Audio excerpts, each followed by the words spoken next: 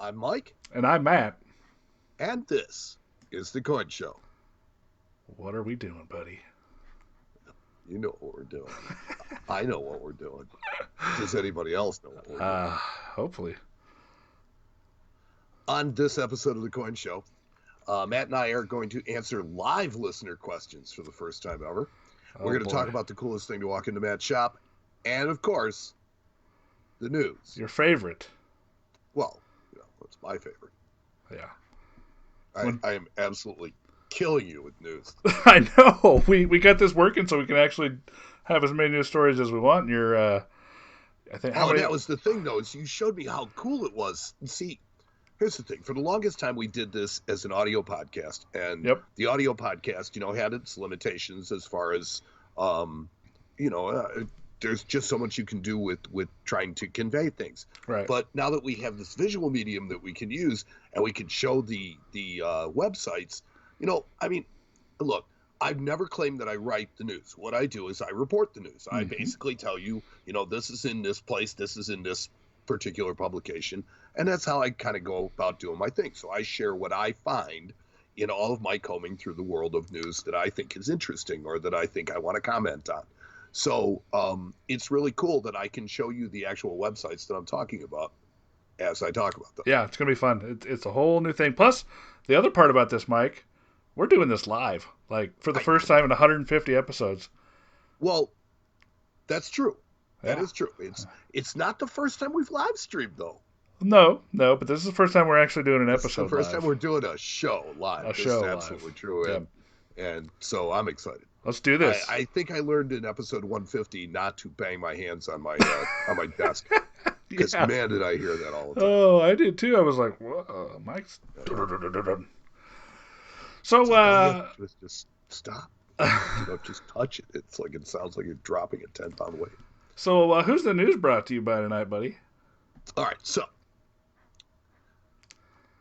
this episode of the Coin Show podcast is brought to you by our patrons who partner with and support the Coin Show podcast through patreon.com.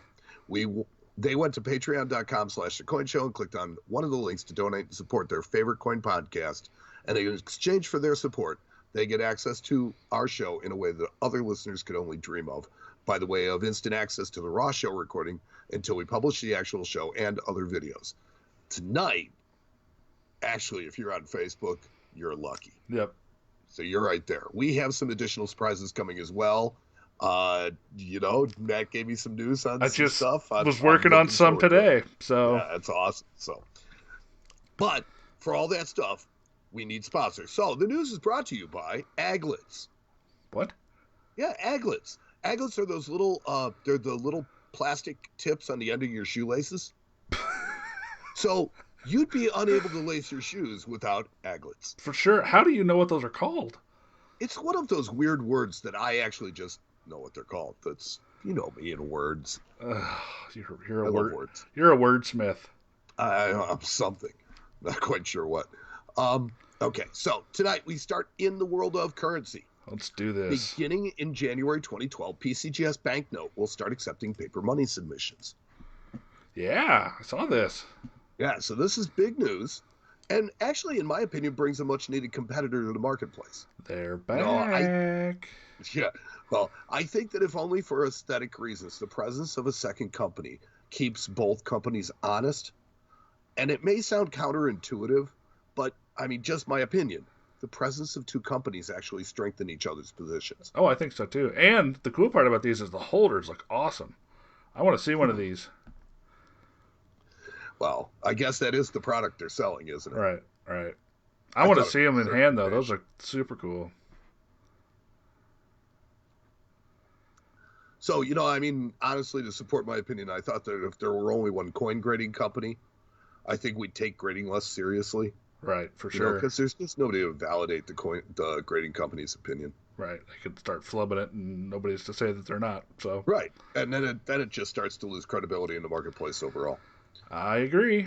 Cool. In the other currency news, an 1865 $500 interest-bearing note sold at auction for $250,000, and that's not even the coolest part of the story. Good Lord, what is the coolest part of the story? Okay, so the note has at one time had the serial number altered and the payee's name removed in an attempt to redeem the note a second time. So, according to the article on numismaticnews.net, the note also shows signs that Treasury officials figured it out. They wrote the correct serial number on the bill, and they did it by hand, and then they punch canceled it several times. Wow. A handwritten note on the back says, writing has evidently been removed from the payee mark on this note, SMC, June 26/68. Huh, that's pretty awesome.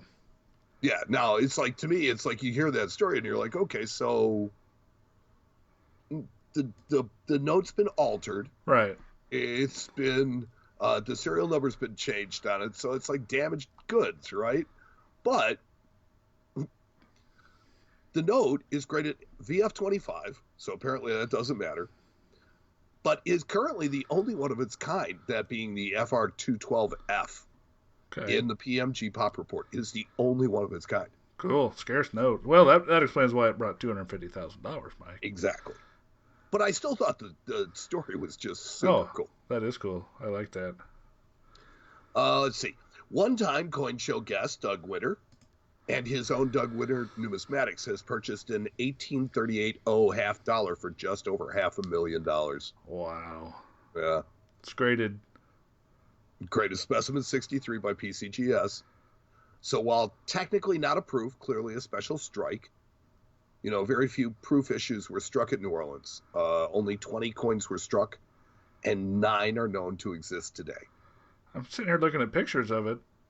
That's a pretty neat coin. Oh, it's an exceptionally cool coin. I mean, first off, it's a branch. It's the first year that they struck branch mint. Yep. Coins. So now you have something that is that's by itself, it's something new, and it was so. But the thing is that they only struck 20 of them. Yeah. That was it. So I just think it's really cool. Doug bought it for a collector. So it's like, it isn't his to keep. It wasn't something that he bought for the business, but he bought it for somebody that he, deals with. Sorry, I was getting a drink there. Sorry, I didn't mean to leave you hanging. I can actually see you drinking. That's all right. But anyway, so it's an exceptionally cool coin in spectacular condition. Wow. Speaking of, well, not spectacular condition, but NGC has certified an 1819 gold sovereign. Now, the coin was submitted by the Royal Mint to NGC UK. Okay. But it is one of the greatest rarities in British coinage. These coins came from a time when you would actually take your gold to the coiner, and then they would strike the gold into the denominations that you chose. So less than 4,000 of this particular year were struck, and mostly for merchants. That's pretty cool. According to the CoinNews.net article, within 10 years, they had all but vanished from circulation. So, I mean, they were there and then they were gone. But, a lot of times we don't think about, we're so removed from actual specie in our money. But this goes even before the mint was stockpiling stuff, when they were making stuff to what they figured to be the demands of commerce. Right. What they were doing is they were literally coining metal that people brought to them and doing it to demand. And so in doing, some of the research for this and another news story that we've got coming up, it's interesting that most of the coins that were struck at the early mint were struck in half dollars because that was what people wanted.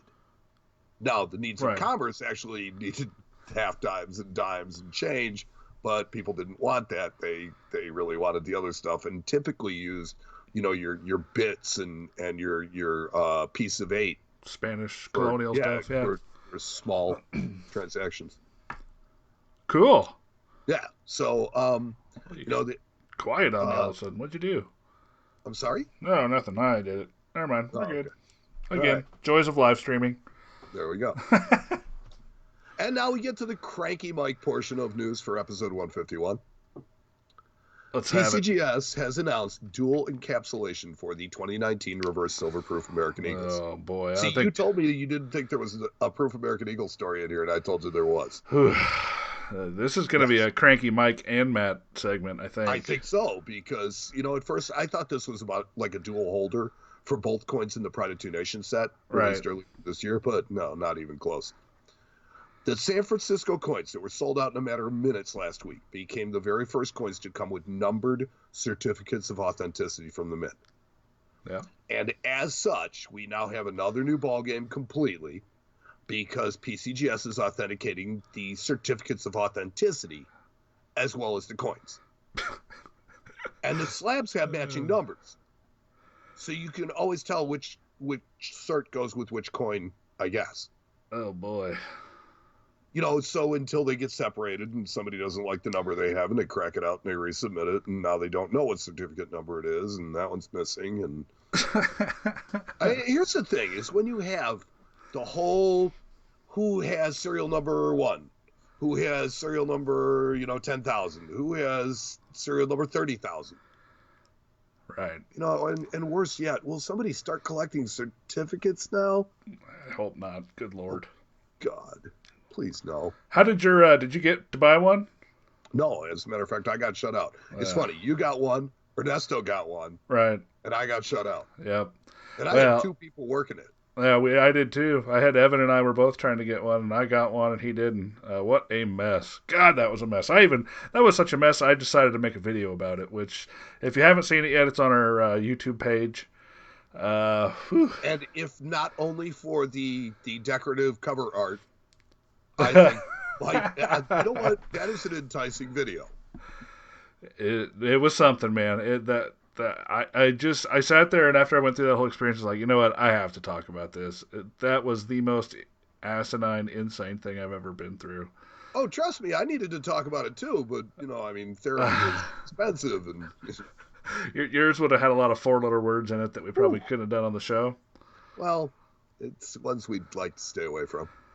What a mess. Good Lord, that was a mess. Yeah. And a lot of people are angry about that. Ooh, well, and now you have this whole PCGS is starting up certificates of authenticity thing, which in my case is just rubbing salt in the wound. Right. It's like, here's something else you can't have, and something else you didn't get. It's compared to what the coins are selling for now in the secondary market, it's kind of like they gave away $30 million.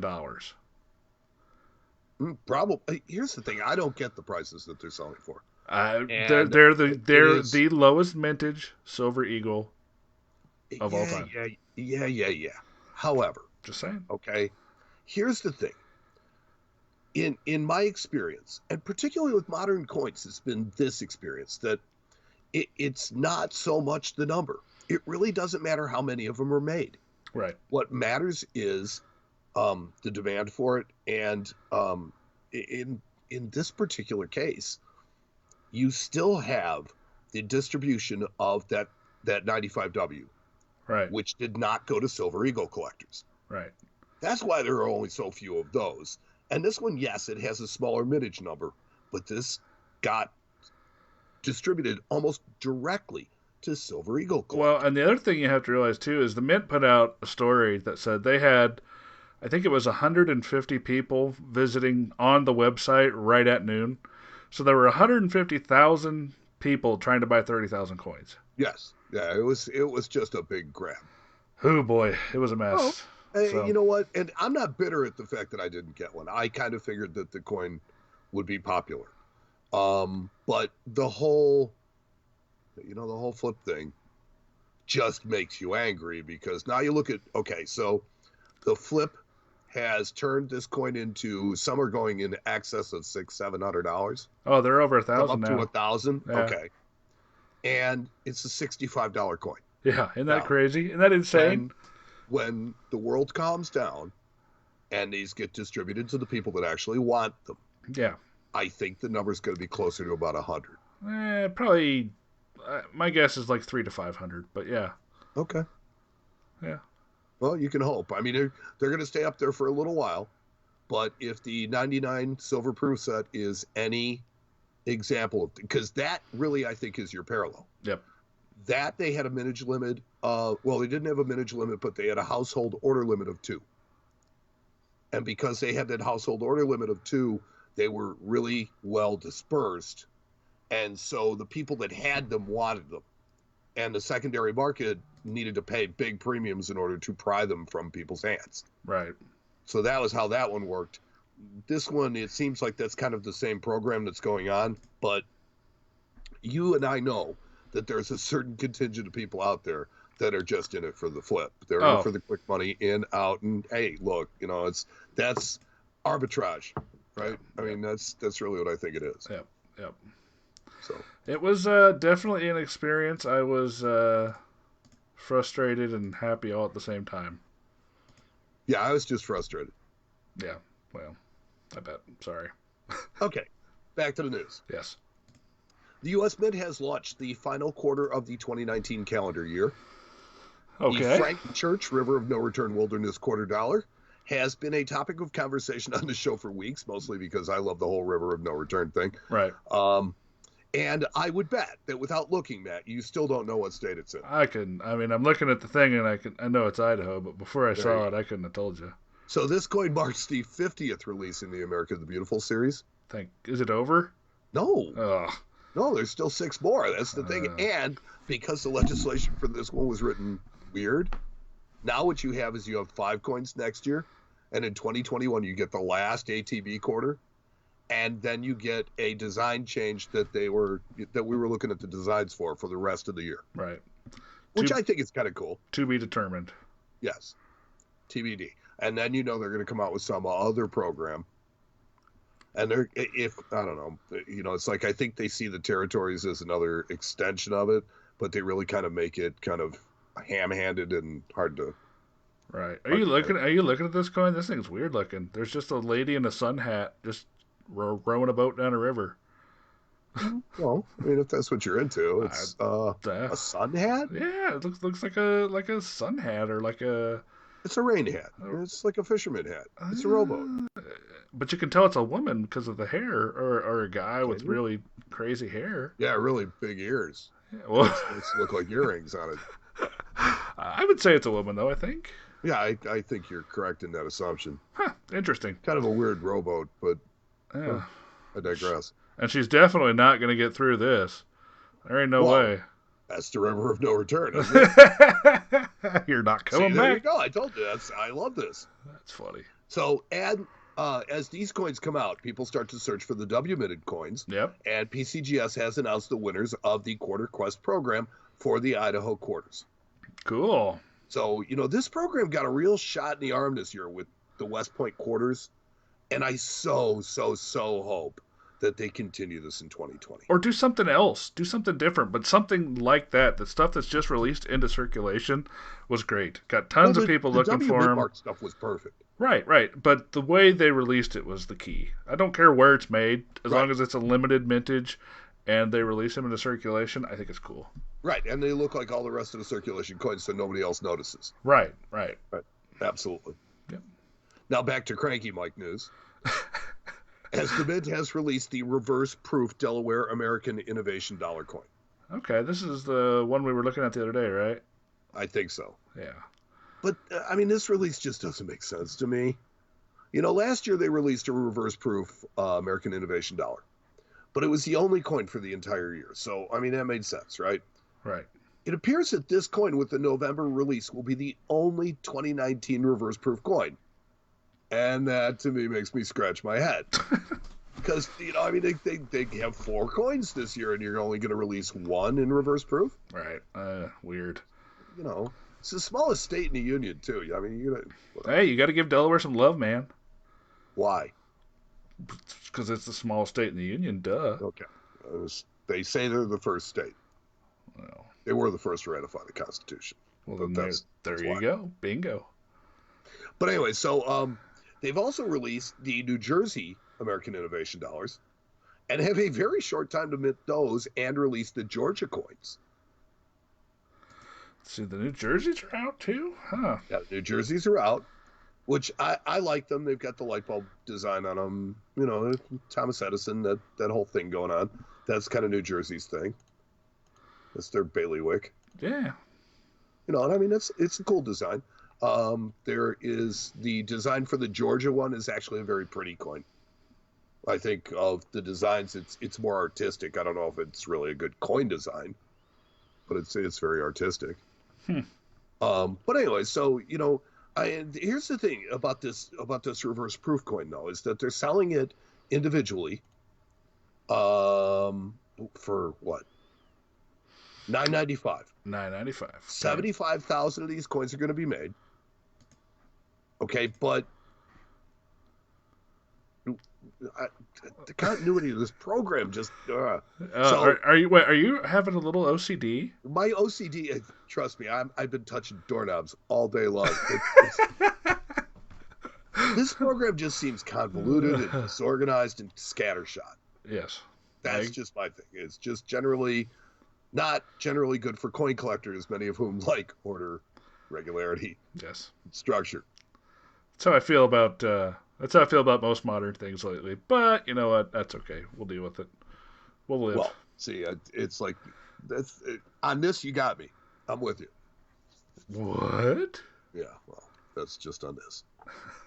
A bit of congratulations to our friend Dennis Tucker and Whitman Publishing on the second printing of the 2020 Spiral Bound Red Book. Cool. That's a good sign. Now, typically, publishers try to estimate demand based on previous year's sales, other factors.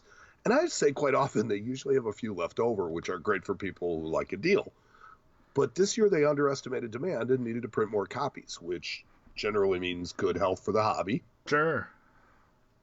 And interest in reading about numismatics. So all these things are really good signs for our hobby. And this also brings two questions from my perspective to ask our friend Frank Coletti. Does this make both printings collectible? Or just and if first? So, which one is more premium? Or I wonder if there's any changes, corrections. I know Frank will know. No, it is just a second printing. It's not. I know, but I wonder if they saw any typos and went back and fixed them. I don't think so, because that would constitute a second edition. Versus a second printing. This is just printed. They took the plates and they just ran them again. Cool. Yeah. So, at least that's my assumption. Well, good for them. That means that they're selling a lot of red books. That means that seems like things are going well in the coin hobby. Right, and that's good news for everybody. Yeah, for sure. So, Numismatic News published a really cool article this week, Matt. Do you know in what year the U.S. Mint first produced dimes? Well, considering I'm staring at the news story, Mike, you got to quit hitting me with these trivia questions when I already got it in front of me. I know. Wait until we have our first game live. You're gonna have to give me some little bit of warning. I'll give you cue cards. There you go. Well, obviously, from this next news story, I'm going to say 1796. That's exactly right. These are not the dimes, the dismies, as Q. David Bowers likes to call them, or deems, but actual dimes. And again, as I mentioned with the gold sovereigns, people would go to the mint with their silver and ask them to coin it into X of this denomination, et cetera. And if you look at the mintage, particularly early, it's mostly, it's a lot of cents and half cents, because that was based on the mint. The mint could do that. They didn't need any type of permission or anything for that. They didn't need deposits. Right. But when it came into the half dimes and dimes and quarters and halves, people, particularly wanted halves and dollars. That is what the mintage is first and foremost. And you see a lot of half dollars going all the way throughout. I think it's the most minted coin, I think, in our history. I would say you're probably right, for sure. Yeah. Especially early. It was the workhorse of the American economy until like the 60s. Yeah. And then John F. Kennedy got killed, and they saw a martyr on a coin, and they were pulling all the silver out, and next thing you know, perfect storm of getting rid of all the half dollars ever. Yeah, we're using quarters. Pretty much. Not dollar coins, though. No. All right, so the ANA has opened applications for summer seminar scholarships. The summer seminar is possibly the best educational experience out there. It's the closest thing that our hobby has to actual schooling, or a way to learn in a classroom setting. Right, but here's the thing that I think most people just completely miss about these ANA summer seminars, and that is the fact that even most learned people, yourself, Evan, benefit humongously from these seminars. Oh yeah. And the things that they learn, the depth of knowledge there is just insane. And it's like, we talk about coins a lot. I consider myself pretty well read, But there's no way I could teach a summer seminar class. I just don't have that kind of knowledge. No, I can only imagine how daunting of a task that would be for somebody. Yeah, I mean it's just unreal. So anyway, so scholarships will be awarded on the basis of merit. Successful applicants need to demonstrate involvement, leadership, and accomplishments in numismatics, as well as the desire to learn more about the hobby. So Looks like it's available for both young collectors and adult hobbyists. So that's good. There's a YN scholarship, or there's separate YN scholarships versus adult scholarships. Cool. There are full scholarships and there are part scholarships. The full scholarships include the week-long class and deluxe accommodations at the Colorado College dormitory. Ooh. Yeah, where they probably have a really nice cafeteria. And the partial scholarships cover tuition only. Oh, jeez. That's Sorry, good. I just had to do that. That's all right. Oh, but yeah, I mean, the ANA itself does a great job with these. Evan have went a couple times and learned a ton doing this, and so if you have a chance to go, I highly recommend it. I know it seems expensive when you look at the pricing, but it's more of an investment in yourself you'll and in your make hobby. the money back in knowledge. Oh, for sure. I think There's so. no question about it. Yep. All right, and since the cranky news ends up being so popular, finally in the news, if I see one more program like this, I am going to scream. I swear to God. Oh, come on. Yeah. The British Antarctic Territory Penguins 50 pence limited edition set. Oh, boy. 2019 uncolored Cupro-Nickel 5 coin set. So let's break this one down. We have some very unspectacular looking coins that are just basically coins. There's no colorization to them.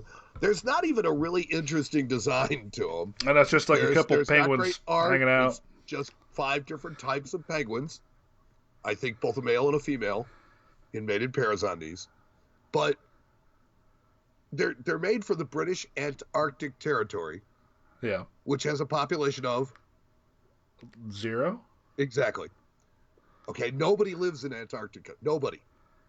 Population of that continent is 0. So the British Antarctic. So this is done by the Pobjoy Mint. Bro, maybe they're making coins for penguins to use. That would only make sense, right? Maybe these are famous penguins, famous dead penguins. Yeah. So penguins stealing fish, not pets. Oh, that's true. But no, I mean, it's like, here's the thing: is here's another one of these programs, that's done by this odd mint somewhere else in the world for this completely unoccupied, territory of land, and put out there to what end? To sell.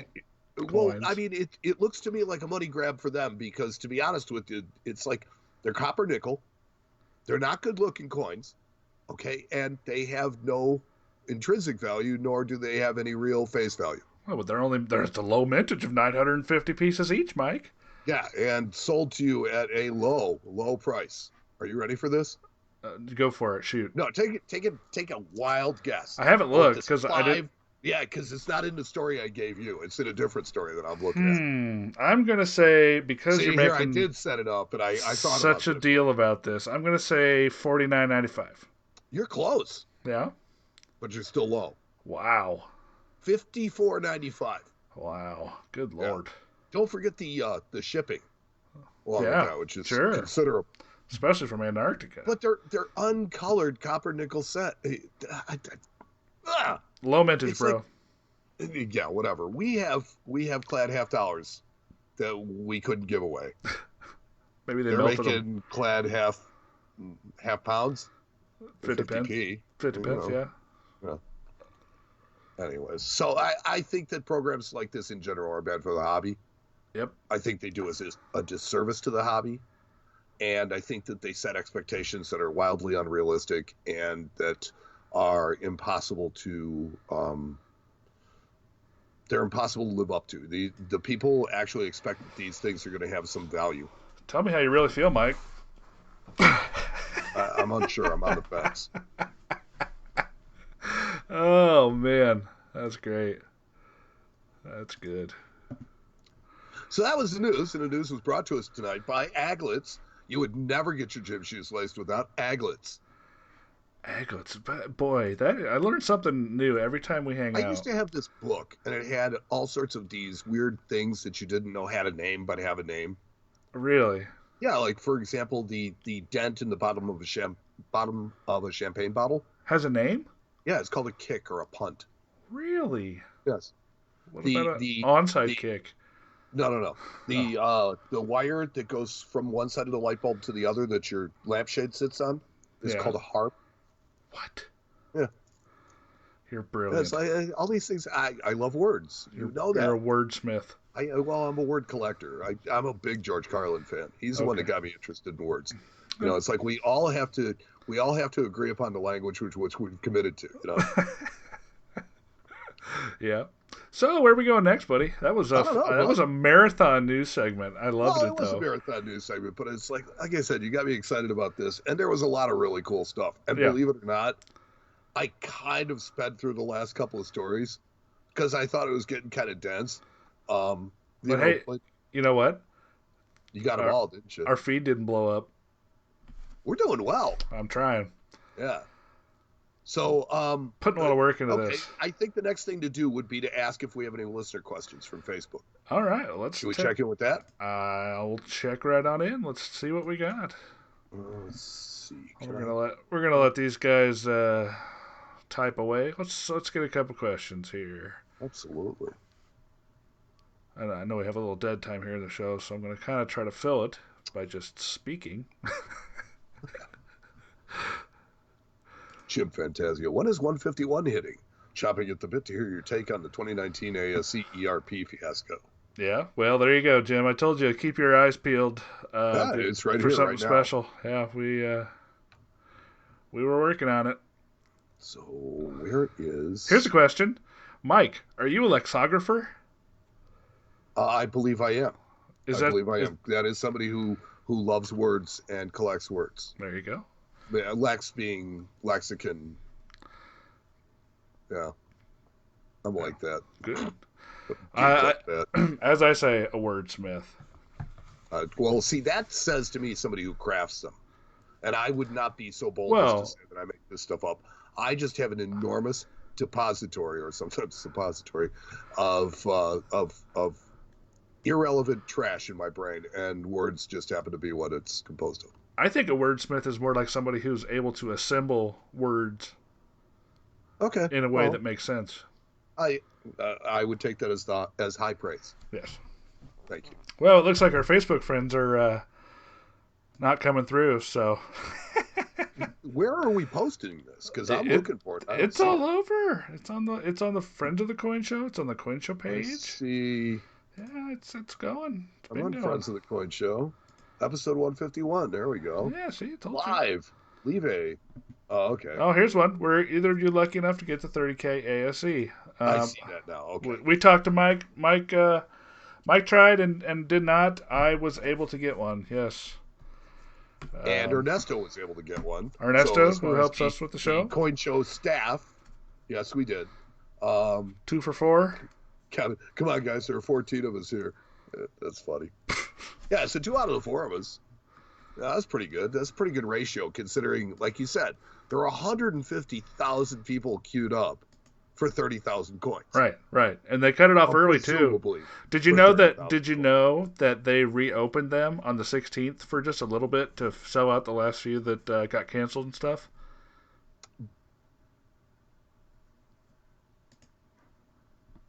That were still pending. No, that was at least what they said they were going to do. They did they not? They reopened it. We had a little hiccup there, but they reopened it and sold them for just a few more minutes. Do you anticipate the elimination of the cent soon? Greg Smith asks. Never. You can count on dollar bills, 1 cent coins, and cockroaches, and Twinkies. And being the only things left after the apocalypse? Those will be what is left after the apocalypse. Is that what you're saying? I love it. Justin Irvine, also staff. Would you like to see more coins released in small batches like the 2019 S Silver Eagle? For Well, sure. yes. I mean, I think that those types of releases, if you saw the buzz that it created, that tells you that, um, look, the lower the vintage number, I think the bigger the buzz. Right. I think that if you make 150,000 of them, there's not 150,000 people online waiting. Right. They take a couple of days to sell out. But if you keep the mintages low, like really low, like 30,000, 50,000, I think that that's a really good move. Especially on a super popular series like yeah, and it'll Silver keep people Eagle. hungry for the coin. You know, but you were talking about it being a super low mintage number, and here's my example of something that I didn't say super exemplifies- low mintage number. I said the lowest of the Silver Eagles, which is true. Oh, okay.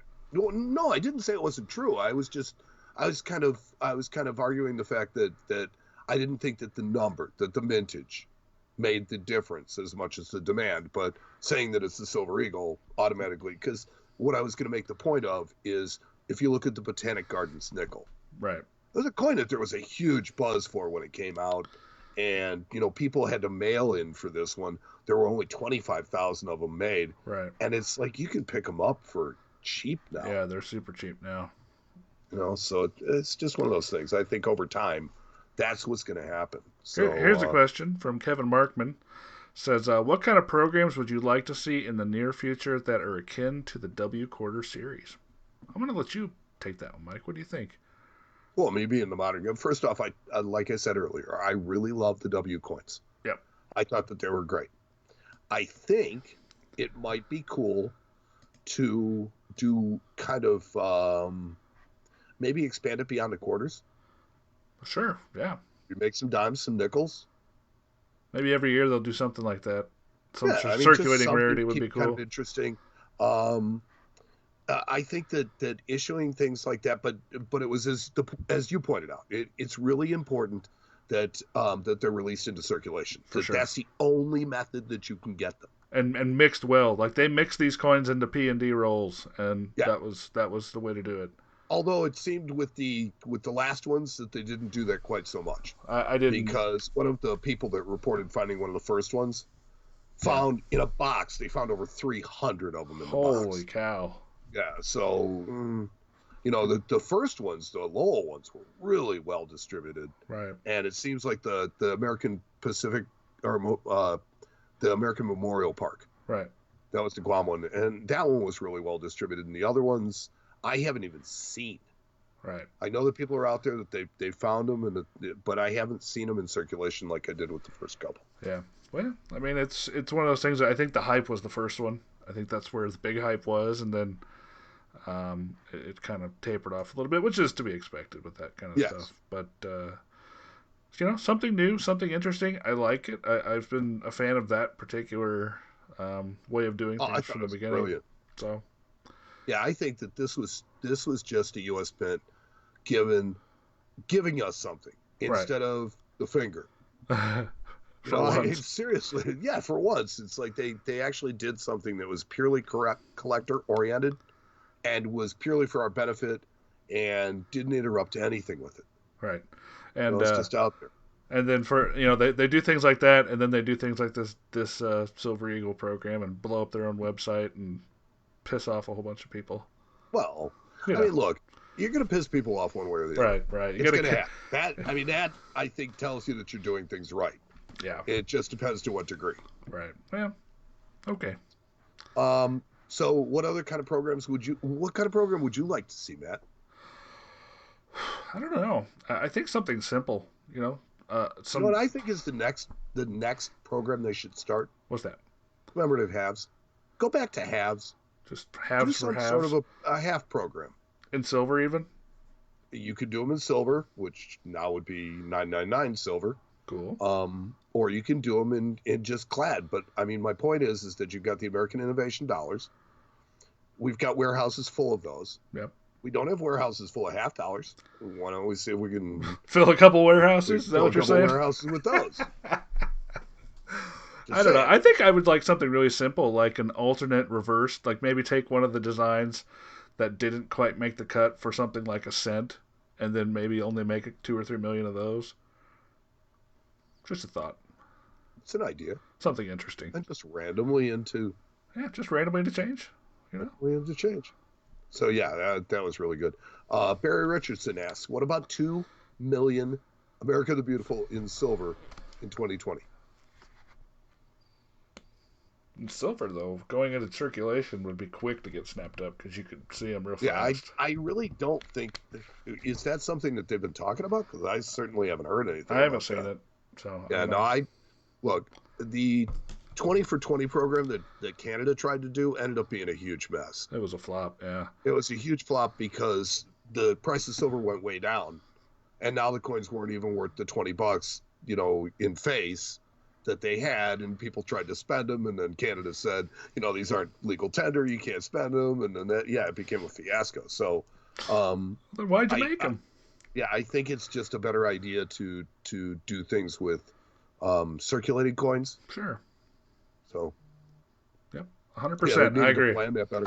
They need to plan a lot of things better. I'd like to see S circulating coinage. Justin, there is S circulating quarters.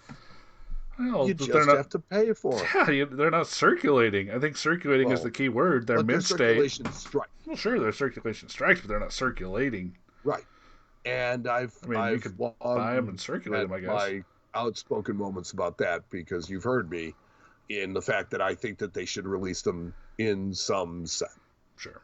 If you're going to give me a circulation strike or a mint set, and there's a circulation strike coin that's out there, it should be in the mint set. Yeah. I don't disagree with you.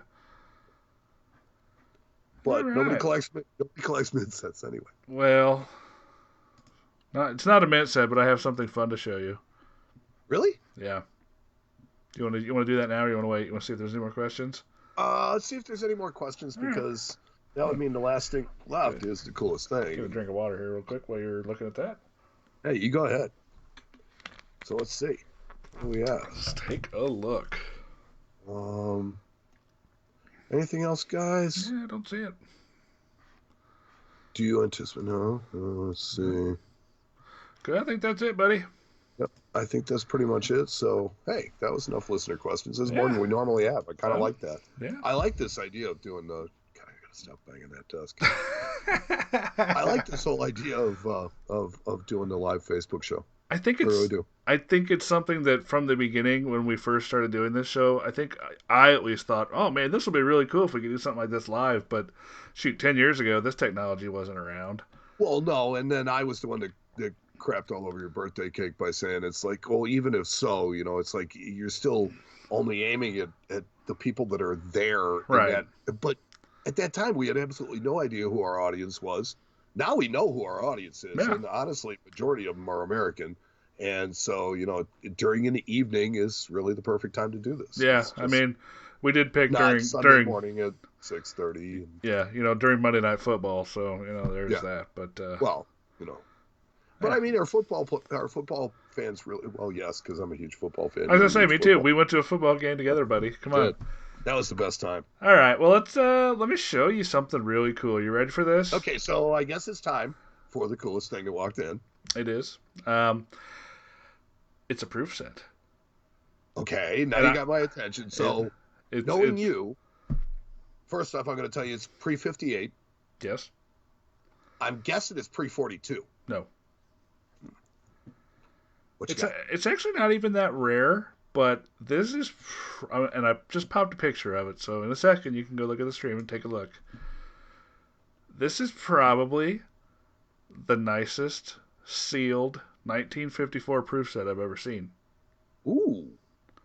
Okay. Wait a minute. You said sealed. Sealed. Then how do you know it's nice?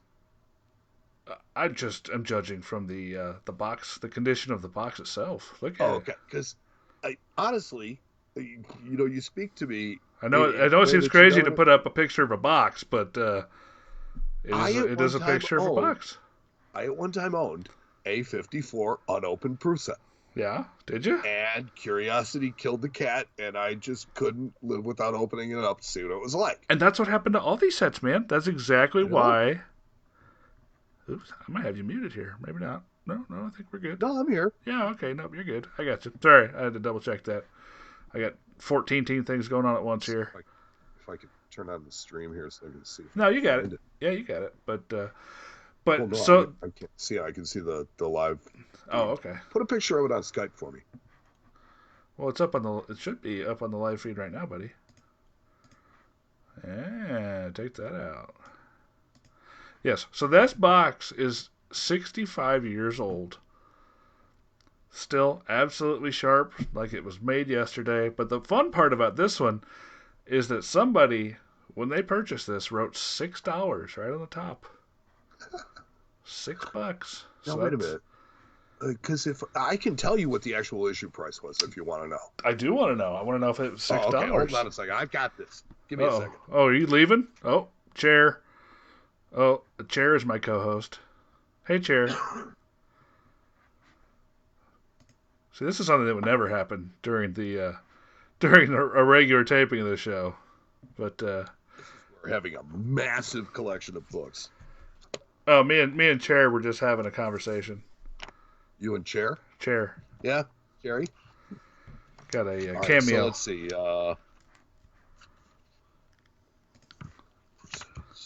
You go ahead. Keep on telling us about it. Oh well. So the coin, the set itself right now, without being sealed, just an average 54 proof set, I think retails somewhere in the $150 range. I actually didn't even look. But these particular sets, especially sealed like this, tend to go for moon money. We had, I think it was another 54 set, not nearly as nice, that was sealed not too long ago that brought over $300. Okay, so I've got it right here. Yeah. Let's hear it. So the proof set, 1954, they made 233,300 of them, or they sold that many, at an issue price. Had a face value. First, we'll do that of 91 cents, right? Because there's a half, quarter, dime, nickel, and cent. Yeah. Issue price $2.10. Okay, so this one was probably bought thereafter. Probably bought somewhere in the late 60s.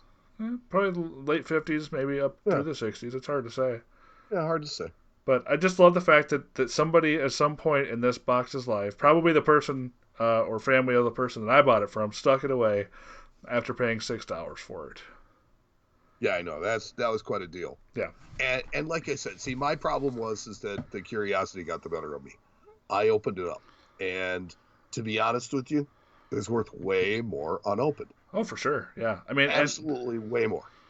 Yeah. This set, I suspect I think we threw it up on eBay already, but I suspect it'll bring $350, something like that. Yeah.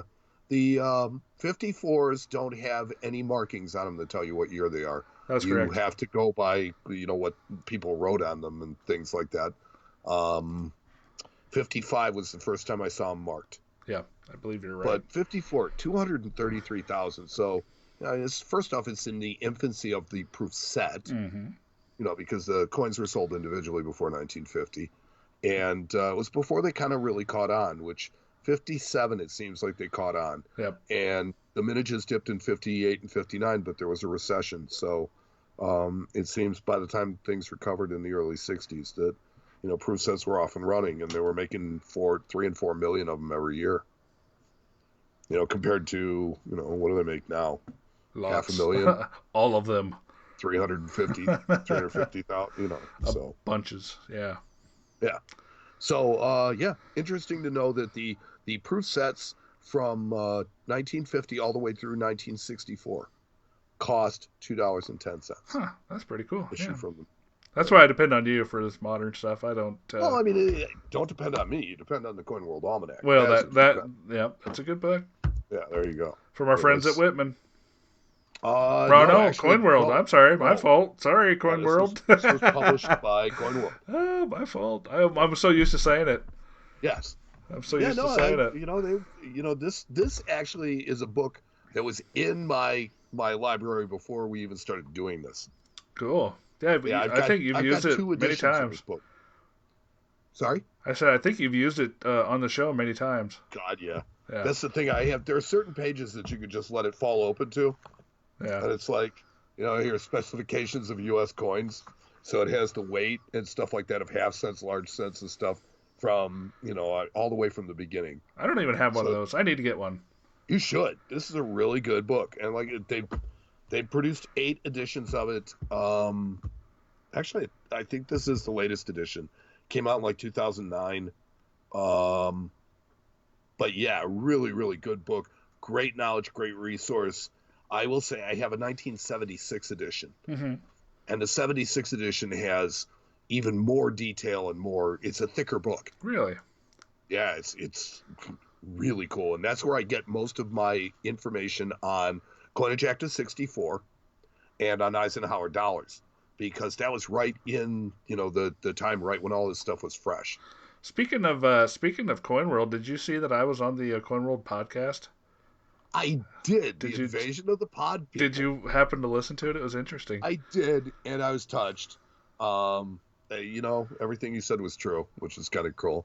But yes, that was really, really cool. So tell me about your experience. I actually have Jeff and Mr. Bullfinch are not too awful far from my office in Indianapolis. They're in Ohio. And Sydney, right? Sydney, yep. And Jeff gets by the shop every once in a while. And last time he was in, he said, "Hey, you want to be on the podcast?" And I said, "Okay." I don't get asked to do a lot of podcasts, so I obliged, and it was fun. I did it early in the morning, actually before I went to that St. Louis show, and Where'd you do it from? right here. I literally did it right here, but I was on my phone. From the Coin Show Studios. Live from the Coin Show Studios. Yeah. Yeah, it was fun. It was cool hanging out with them and discussing coins on a more academic level. Those guys are pretty hardcore when it comes to their academics. So that's You know what though, and I really love the fact that they were supportive of us Yep. and supportive and back at them. Yep. It's like we love them. And to be honest with you, we're encouraging of pretty much anybody who wants to educate people, because that's really what this is all about. We're all Right. pulling on the same rope. right. So I think that's cool. But it was interesting to hear somebody else, and this was not their first podcast, right? So they've No, been doing no. this for a little while, Yeah. and so they've kind of got their own flow, and how different it is from us, and it just made me appreciate so much more of what we do, and how it's just a little bit different, and a little bit less formal and a little bit less reverent, and a little bit less connected, But that's the thing but still interesting. yeah. I mean, it's Yeah, it's so hard it to was a critique fun- yourself. I never do it. I Well, just do it. And, I think that when I do, I'm always super critical. right. Well, Always super. I never do. I just always judge from other people's reactions. If I do something and I look like Well, an idiot. if I let other people's reactions guide me, I'd probably never done honest stuff. Though. Well, I'm more of a, if I do something and I look like an idiot, I know that certain people will be truthful with me and tell me that I Well, look that's like an true. idiot. So, That's true. but no, I it got was. people that tell me I look like an idiot no matter what. So that's. But no, it was a great time. They were super awesome. I listened to the show as well with my kids actually, and they said, "Daddy, you're on a radio show?" And I was just like, "Oh my god, really?"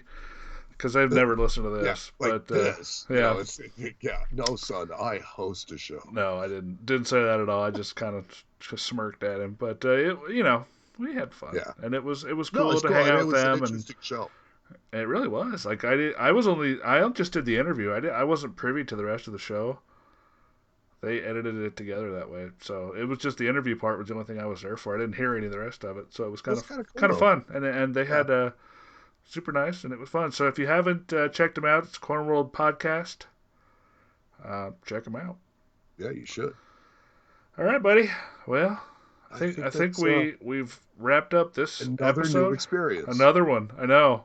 Another Live new show. experience. I mean, Another notch in the belt. Yeah, we just keep on trying all these different things, and I kind of like that. So, hey. Might as well. We would like to thank our contributors, our patrons, the people who wrote to us, offered suggestions and ideas, posted to social media, asked questions, or in some other way supported or inspired us. We cannot thank you, our listeners, enough. Without you, this entire endeavor would be completely pointless. Thanks to Tony Alvarez and Tony Alvarez Band for our theme music. Visit them at TonyAlvarezBand.com. Thank you to Justin Irvine for his contributions to our YouTube page. Look for another one of our videos coming soon. We are publishing them all the time now. Yep. To subscribe to the channel, go to youtube.com or the YouTube app and search the Coin Show podcast. Click subscribe and hit the notifications bell, and that way you'll be notified whenever we post a new video. Ding. A big thanks to our Facebook coordinator Ernesto Aguilar for the fantastic job that he does. If you haven't checked it out yet, our Facebook page is easy to find: www.facebook.com/thecoinshow. The articles that Ernesto links there every day are amazing and will keep you well informed. Share the posts and articles with your friends and the people you know. Don't forget to check out our Facebook group, Friends of the Coin Show. Come and check it out. Just search Facebook groups, and our group is named Friends of the Coin Show. Ask to join, and Bob's your uncle. Bob is your uncle. Bob is your uncle. Did you know that this and many recent episodes of the Coin Show are available for your listening pleasure on Apple Podcasts, Spreaker.com, iHeartRadio, and of course our website. There it is again. See, Hey, you're from Ireland, me boy. No, that's definitely Freud slipping in there. And our website, coinshowradio.com, which we've actually been doing a couple of tweaks to lately. I was going to say I spent several hours today putting some new things on there. Did you notice some of the stuff that I did? I made a couple of tweaks to our Listen to the Show page. No, I didn't. Update it because there is no longer iTunes. Now it's Apple Podcasts. So I had to, change a little verbiage here and there. I didn't really do anything but clean the windows. I mean, that was it. But anyway, so if you visit our website at coinshowradio.com, you'll find links to listen to or download all of our past episodes. You can also make comments on the episodes there. Please share your thoughts. And also, as of today, we have a discussion forum on coinshowradio.com that I spent part of the day building. Trying it again? You know what? Might as well. This is 3.0? 2.2.0. Okay. But this one I like the functionality of compared to anything else we've ever dealt with. Might as well try it. Facebook's great and all, but it's always nice to have your own thing just in case. Right, and the Friends of the Coin Show group is really cool in the fact that, everybody sees everything. Right. But forums are always better. Yeah. They're just better because they catalog everything. And searchable, and so absolutely. I figured we'd at least give it a try. But however you happen to consume our podcast, we do it all for you, all of you. So go to our website or our social media pages, share your thoughts, send us an email, Tell us how we can improve your Coin Show podcast experience and make it the best Coin Show podcast you've ever heard. So for the Coin Show, I'm Mike. And I'm Matt. And I'm hoarse. Me too. But we'll talk to you next time on the Coin Show.